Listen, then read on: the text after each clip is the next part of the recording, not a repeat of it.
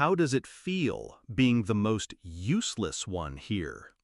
The words fell from my sister's lips like poison-laced honey. Around the table, laughter crackled. My mother's thin giggle, my father's deep, dismissive chuckle, my brother's snorting guffaw.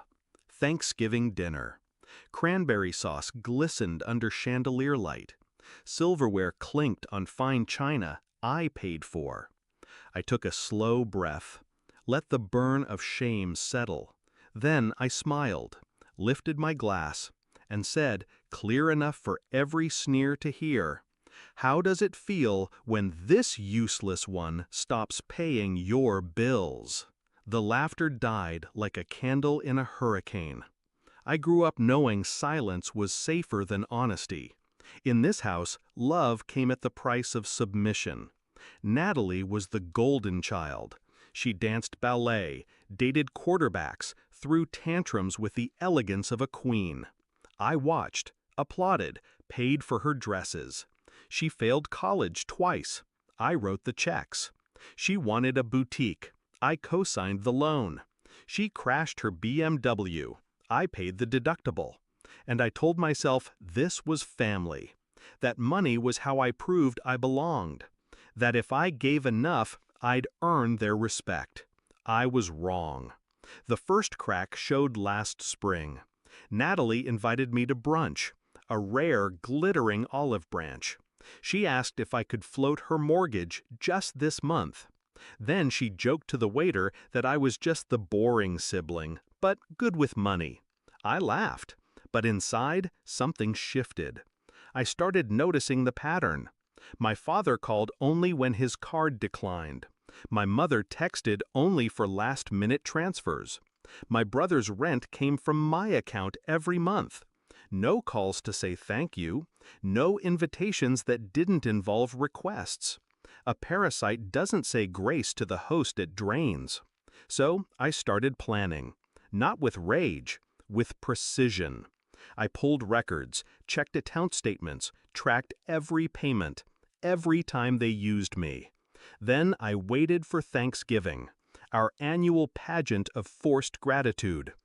Dinner was perfect on the surface, turkey golden, wine flowing, everyone dressed like we were auditioning for a magazine spread.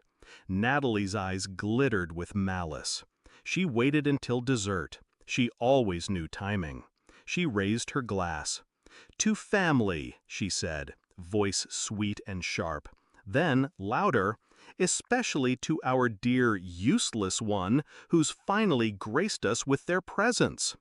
The table roared, forks hit plates, eyes found mine, hungry for my humiliation. I let them gorge on it, for 3 seconds.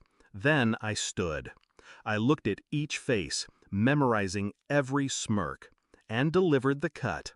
How does it feel when this useless one stops paying your bills?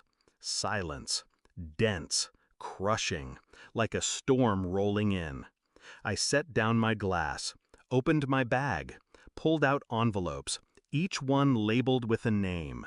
Inside each was a final statement. Mortgage payments terminated. Car notes transferred back to them. Credit cards canceled. Auto payments revoked. I placed them one by one around the table. The sound of paper on mahogany was deafening. Natalie opened hers first. Eyes darted. Face drained of color. "You can't do this," she hissed. I smiled. I already did. My father's hands shook as he read his. My mother gasped.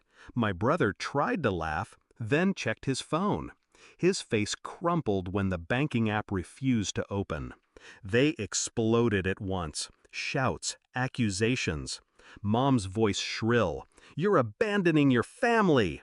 Dad's growl. "You're ungrateful after all we've done for you." Natalie's screech. "You'll regret this."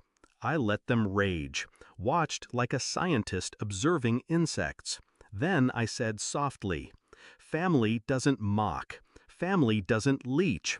Family doesn't break someone just because they can." They went silent, The first true silence I'd ever heard in that house. I picked up my coat, stepped toward the door, paused.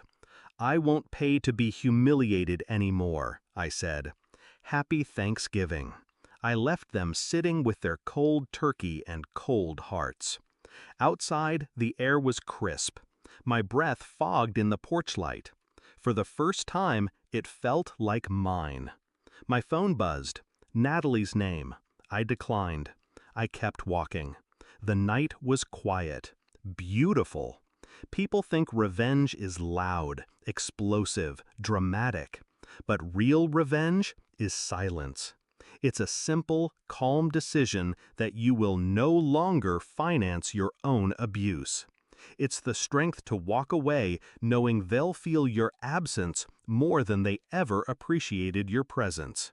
I don't regret it. Not one step, not one canceled check. Because I wasn't the useless one. I was the only one holding them together. And without me, they'd finally see exactly how valuable the useless one truly was.